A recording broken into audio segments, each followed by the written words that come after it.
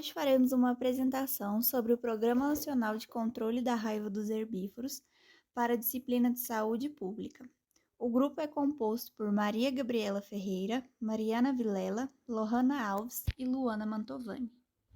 Bem, a raiva ela é considerada uma zoonose, ou seja, ela pode ser transmitida de animais para o ser humano. E ela é uma das zoonoses de maior importância na saúde pública, não só por causa da sua evolução drástica e letal, mas também pelo seu elevado custo social e econômico, pois estima-se que a raiva bovina na América Latina ela causa prejuízos milionários, que são provocados pela morte de cabeças de gados, além dos gastos indiretos, que podem ocorrer com a vacinação de milhares de bovinos anualmente e inúmeros tratamentos pós-exposição, que seria a sorovacinação das pessoas que tiveram contato com esses animais suspeitos. O principal transmissor da raiva dos herbívoros é um morcego hematófago, ou seja, ele se alimenta de sangue, e da espécie Desmodus rotundus. Como essa espécie é abundante em regiões de exploração pecuária, vários países da América Latina desenvolveram programas para o seu controle, uma vez que a vacinação dos animais domésticos não impede a ocorrência e nem a propagação dessa virose nas populações silvestres. Desde 1966, o Ministério da Agricultura, por meio da Divisão de Defesa Sanitária Animal, instituiu o Plano de Combate à Raiva dos Herbívoros, que atualmente ele se denomina Programa Nacional de Controle da Raiva dos Herbívoros, o PNCRH, executado pelo Departamento de Saúde Animal e o Ministério da Agricultura, Pecuária e Abastecimento. Esse programa ele estabelece suas ações visando o efetivo controle da raiva dos herbívoros no Brasil. Esse objetivo ele é alcançado por meio de vacinação estratégica de espécies suscetíveis e do controle populacional do seu principal transmissor, o morcego hematófago, associando também outras medidas profiláticas e de vigilância. Atualmente, a legislação federal que aprova as normas técnicas para o controle da raiva dos herbívoros no Brasil é a Instrução Normativa Ministerial número 5, de 1º de março de 2002, anexo 1.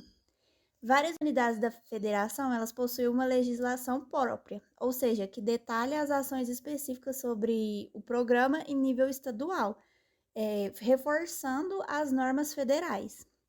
Essas unidades da federação, que são os estados, desenvolvem os programas organizados com ações definitivas quanto ao controle desse morcego, além de atividades educativas, diagnóstico laboratorial, o estímulo à vacinação dos herbívoros domésticos, cadastramento de abrigos e vigilância epidemiológica.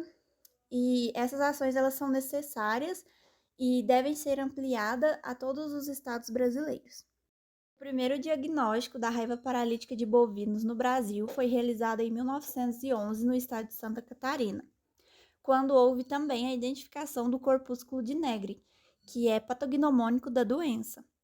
Em 1916, houve a identificação do vírus da raiva no cérebro de morcegos. A partir de então, a Organização Pan-Americana de Saúde iniciou um projeto para estudo da epidemiologia molecular do vírus. Esse estudo ele permite associar alguns reservatórios a variantes. Por exemplo, a variante 3 é associada ao morcego hematófago. Já as variantes 1 ou 2, elas são relacionadas à raiva em populações de cães. E ainda temos a variante 4, que ela é relacionada ao vírus da raiva mantido e transmitido por morcegos insetívoros. No Brasil, a raiva dos herbívoros ela pode ser considerada endêmica e em graus diferentes, de acordo com a região. Os principais fatores que contribuem para que a raiva no Brasil seja disseminada e se torne preocupante são o aumento da oferta de alimentos, que é representado pelo significativo crescimento dos rebanhos, a ocupação desordenada, caracterizada por macromodificações ambientais, como os desmatamentos, construções de rodovias e hidrelétricas, que alteram todo o ambiente onde os morcegos viviam, obrigando eles a irem para novas áreas. A oferta de abrigos artificiais, que são representadas pelas construções, como os túneis, as cisternas, casas abandonadas, bueiros, entre outros. e a atuação insatisfatória na execução do Programa Estadual de Controle de Raiva dos Herbívoros, que acontece em alguns estados brasileiros, principalmente no interior.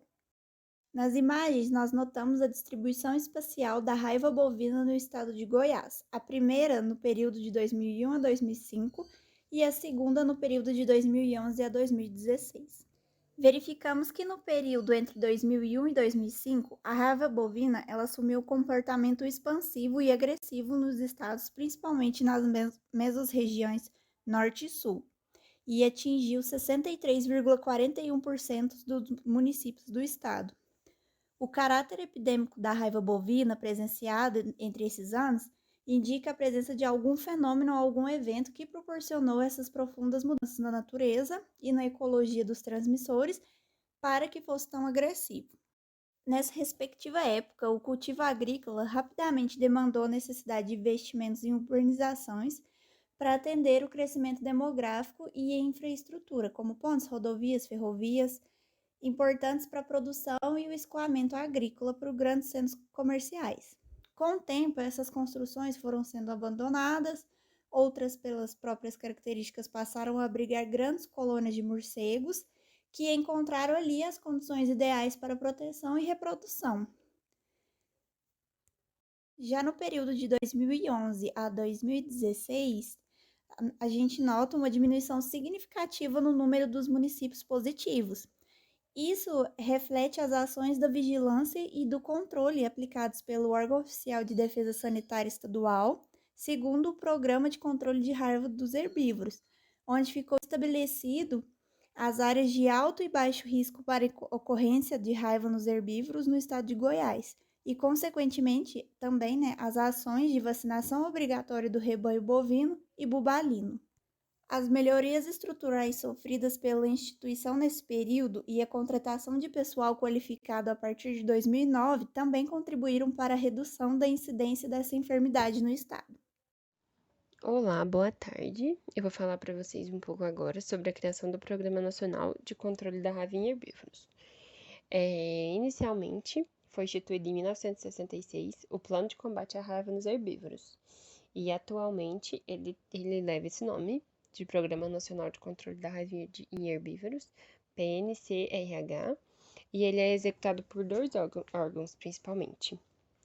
O DSA, que é o Departamento de Saúde Animal, e o MAPA, que é o Ministério da Agricultura. Só que somente em 2002 foi aprovada a legislação federal, que aprovou a Instrução Normativa Ministerial número 5, de 1º de março de 2002. Eu trouxe aqui para vocês uma parte recortada da Instrução Normativa acerca do objetivo e das estratégias do programa no geral. Aqui para vocês no artigo 5, o Programa Nacional de Controle da Raiva em Herbívoros, ele tem como objetivo principal baixar a prevalência da doença na população geral de herbívoros domésticos. As estratégias, resumidamente, elas são baseadas no protocolo de vacinação dos animais domésticos, principalmente dos herbívoros, e no controle dos agentes transmissores, como as meninas falaram. Como as meninas já comentaram, que o principal transmissor é o morcego hematófago. Agora vou falar para vocês um pouco sobre os principais órgãos que atuam no programa. O principal órgão federal é o MAPA, que é o Ministério da Agricultura, e o objetivo dele principal é a coordenação do programa, a normalização e a supervisão das ações realizadas no programa, além de definir estratégias visando todos os outros órgãos que eu vou comentar, principalmente os órgãos estaduais. O MAPA também é responsável pelo credenciamento dos laboratórios para diagnóstico. Lembrando que esses laboratórios para o diagnóstico, eles têm que ser credenciados, não é todo tipo de laboratório que pode realizar os exames oficiais. Também o MAPA é responsável pela promoção de ação, de informações e de vigilância, e principalmente a capacitação dos recursos humanos e a capacitação profissional. Aí inclui a atualização dos técnicos, principalmente dos técnicos que trabalham ali na área.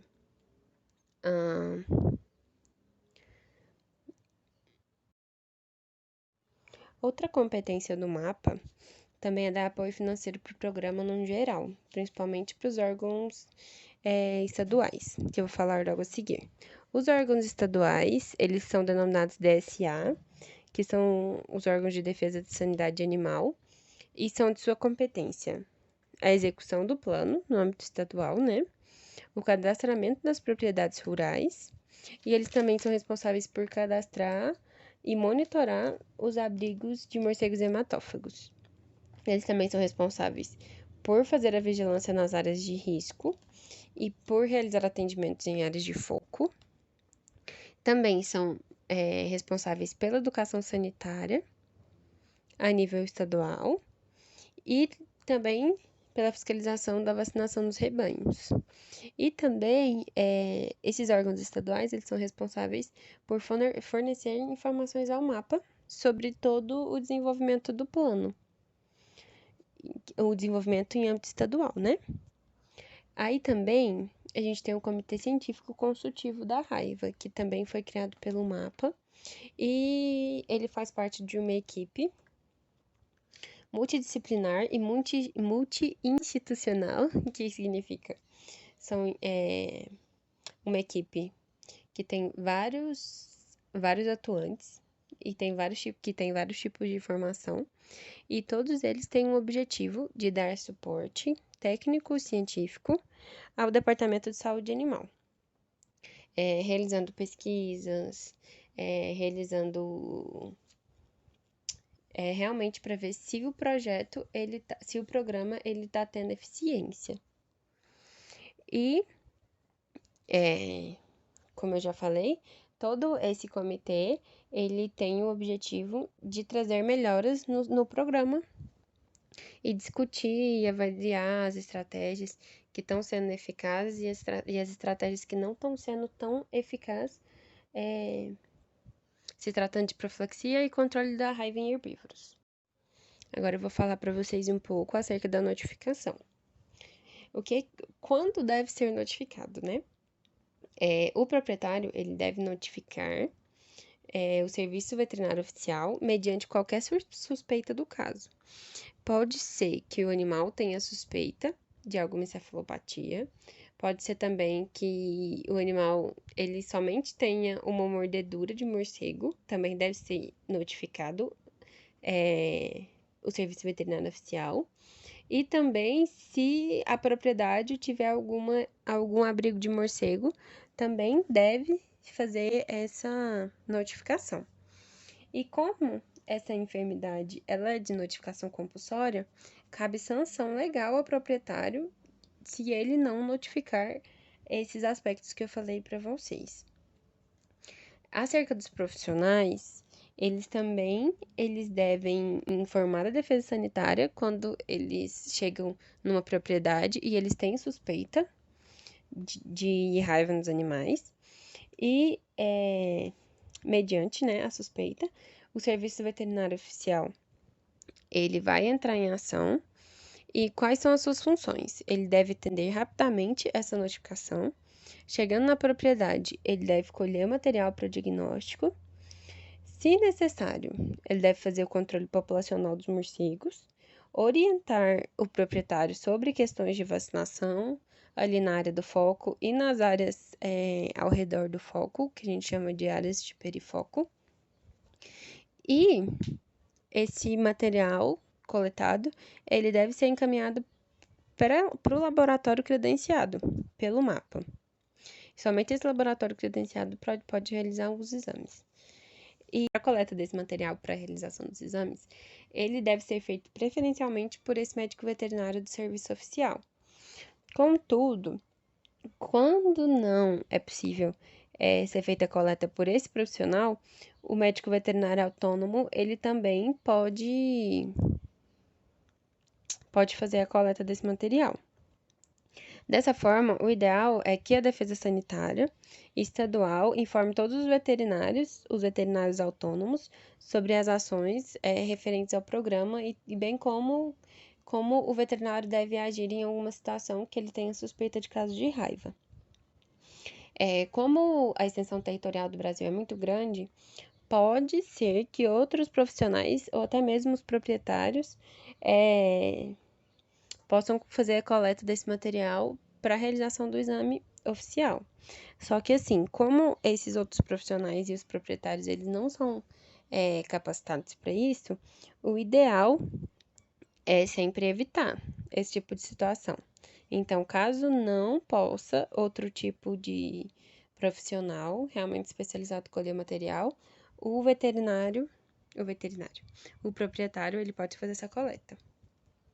Outro aspecto que eu quero ressaltar é que todos os profissionais envolvidos na atividade relacionada ao controle da raiva, eles devem ser vacinados com a vacina preventiva antirrábica e eles devem comprovar a imunidade através de um teste de sorologia, para que assim eles possam realmente trabalhar protegidos nessas áreas de foco. Vacinação dos herbívoros domésticos. Vou apresentar para vocês agora algumas ações do Programa Nacional do Controle da Raiva dos Herbívoros. Sabemos que, apesar da adoção de um calendário anual de vacinação parecer uma medida simples, essa também constitui a principal estratégia do plano de manejo sanitário de um rebanho. Isso tanto para o controle quanto para a prevenção de doenças infecciosas. A normativa número 5, de 1 de março de 2002, define e torna obrigatória a vacinação dos herbívoros com idade superior a 3 meses de idade. Essa vacinação é realizada com a vacina inativada, ou seja, a vacina contendo o vírus inativado. Esta pode ser aplicada pelo próprio proprietário. A dosagem recomendada é de 2 ml, aplicados através de via subcutânea ou intramuscular, isso para qualquer idade, independente da idade do herbívoro. Bom, apesar da vacinação poder ser realizada pelo proprietário, o médico veterinário terá que emitir o atestado de vacinação antirrábica, sendo este válido, na maioria das vezes, pelo período de proteção conferido pela vacina, que geralmente é no máximo de 12 meses. Bom, para a comprovação da vacina, pode ser solicitado do proprietário outras documentações, como a nota fiscal de aquisição da vacina, a qual deve constatar o número de partida, a validade, o laboratório em que foi produzida a vacina. Cabe ressaltar que os animais que são primo vacinados deverão ser revacinados após 30 dias da vacinação. Além de nota fiscal de aquisição da vacina, o médico veterinário ele tem que também emitir o guia de trânsito animal, pois também é uma das exigências. Vacinação compulsória. A vacinação ela torna obrigatória nas regiões de foco da doença. O Programa Nacional de Controle da Raiva dos Herbívoros determina que nas áreas de ocorrência de raiva, a vacinação deve ser adotada sistematicamente. Isso inclui todos os bovídeos e equídeos com idade igual ou superior a 3 meses. A raiva é uma enfermidade, de notificação compulsória, cabendo tanto sanção legal ao proprietário ou aos profissionais que não realizarem a notificação. A vacinação ela foi determinada pela Lei número 13.1998, de 13 de dezembro de 2001. Mas a vacinação ela só se tornou obrigatória em todo o território, em algumas regiões, nas áreas de risco a partir do ano de 2002. O foco da raiva, ele vai ser considerado foco onde a doença tenha sido confirmada durante os 2 anos precedentes, ou seja, durante um período ainda após a confirmação, aquele local ainda vai ser considerado como foco da doença. Nas regiões de foco da doença, a vacinação e o monitoramento devem ser realizados e supervisionados pelo médico veterinário. Lembrando que a obrigatoriedade da vacinação contra a raiva dos herbívoros leva em consideração o alto risco da doença em algumas regiões, isso com base na prevalência do morcego transmissor. Algumas regiões o morcego transmissor pode ser encontrado em maior quantidade, em outras regiões não. Portanto, a gente sabe que a vacinação ela é considerada pelo Ministério da Agricultura e Pecuária e Abastecimento a medida sanitária mais eficiente para o controle da raiva. Atuação nos focos. A gente tem o Serviço Oficial de Defesa Sanitária Animal, que é o responsável por conduzir todas as medidas sanitárias na área de ocorrência de raiva. Eles são responsáveis por realizar um formulário de investigação. Esse formulário ele é realizado sempre que há uma suspeita de raiva ou de qualquer outra síndrome nervosa que possa ser um diagnóstico diferencial para a raiva. Eles também vão realizar uma investigação epidemiológica na região que se suspeita ser um foco de raiva. Isso também eles fazem após a confirmação laboratorial da raiva.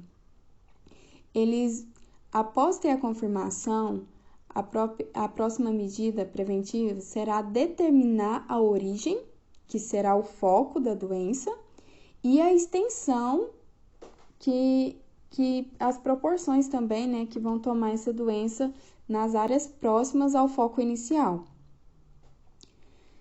Bom, outras medidas incluem a vacinação, né, e o controle dos morcegos, que são os principais fontes de infecção da doença, né?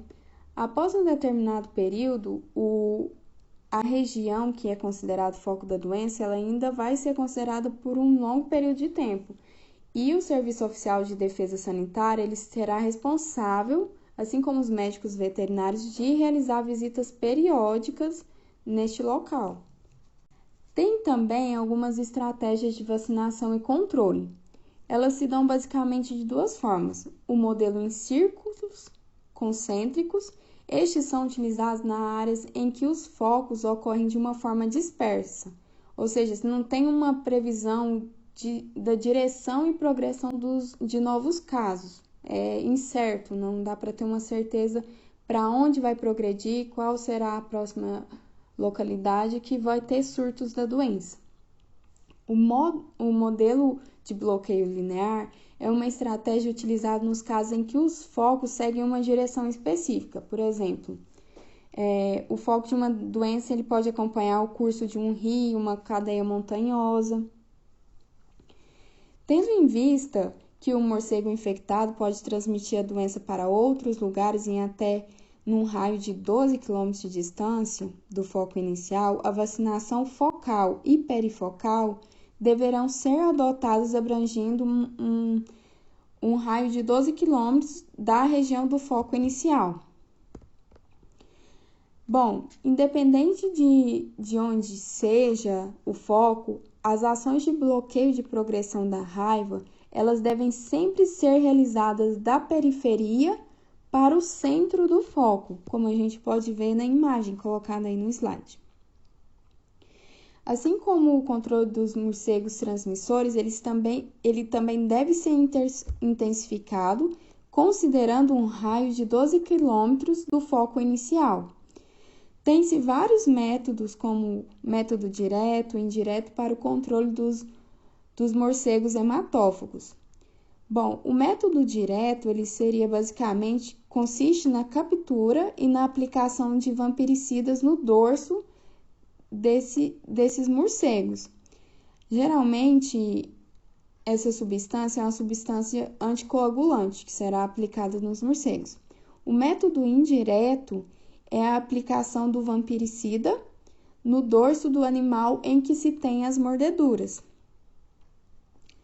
Bom, a partir disso a gente pode concluir que tem várias medidas preventivas e a vacinação ela constitui a principal medida sanitária e mais eficiente para o controle, apesar de se ter todas as outras estratégias para poder fazer o controle dos agentes transmissores. O controle dos transmissores se dá através da eliminação de seu principal transmissor, o morcego demófilo, pois é a espécie de morcego hematófago mais abundante e tem nos herbívoros a sua maior fonte de alimento. Os herbívoros, eles também podem, em rara situação, infectar-se pela agressão de cães, gatos e outros animais silvestres raivosos. As equipes que atuam no controle da raiva dos herbívoros devem ter conhecimento pleno da região onde se executam os trabalhos, bem como dos potenciais transmissores que nela habitam. O método escolhido para o controle de transmissores dependerá de uma série de fatores, no quais são espécies animal envolvida, a topografia da região, dos eventuais restrições legais, como áreas de proteção ambiental, reservas indígenas e outras.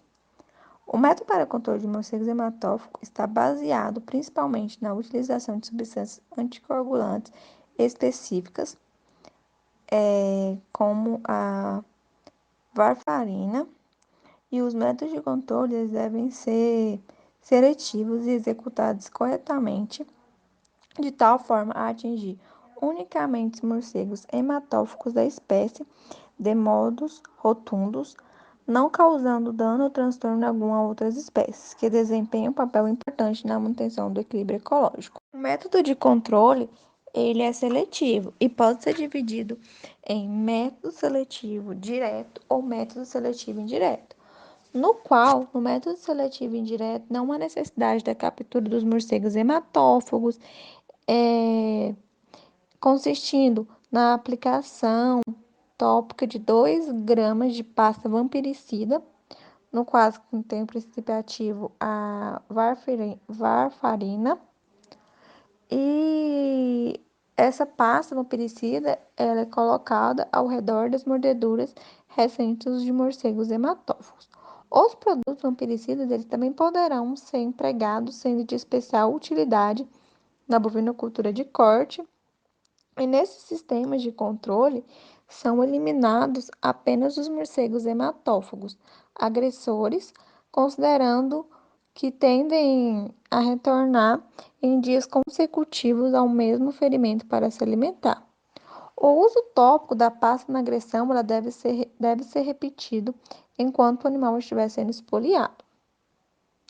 Essa prática deverá ser realizada pelo proprietário do animal espoliado sob a orientação do médico veterinário, devendo ser realizada preferencialmente no final da tarde, permanecendo o animal no mesmo local onde se encontrava na noite anterior.